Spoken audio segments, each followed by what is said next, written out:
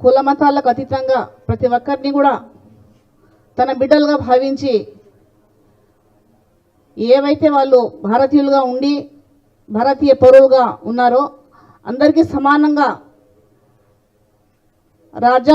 రాజ్యాంగంలో కల్పించిన హక్కులకు తర్వాత సంక్షేమ పథకాలు కానీ అన్నీ కూడా అందిస్తున్న ఒక మంచి ప్రధానమంత్రిగా పేరు తెచ్చుకున్నారు.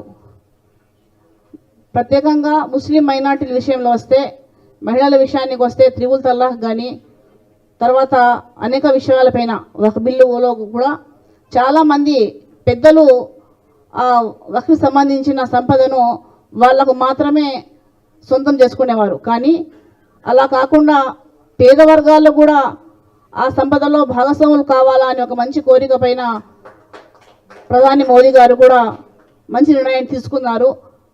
సబ్కా సాత్ సబ్కా వికాస్ అన్న నినాదం చాలా ఒక మనసును దగ్గరకు చేసింది.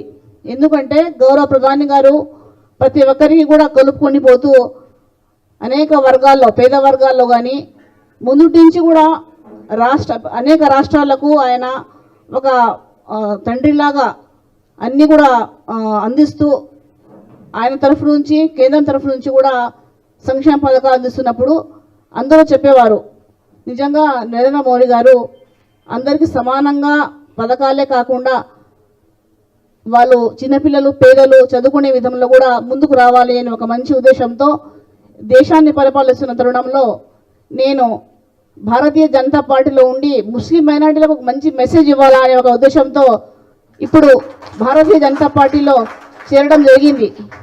ఎందుకంటే ముస్లిం మైనార్టీలకు భారతీయ జనతా పార్టీ వ్యతిరేకమని చెప్పుకునే వాళ్ళు కొందరు ఉంటే వాళ్లకు ఒక మంచి మెసేజ్ ఇవ్వాలా. ఎందుకంటే మేము ఒక భారతీయ పౌరాలిగా హిందుస్థాన్కి నారీలాగా నేను ఒక మంచి మెసేజ్ ఇవ్వాలా.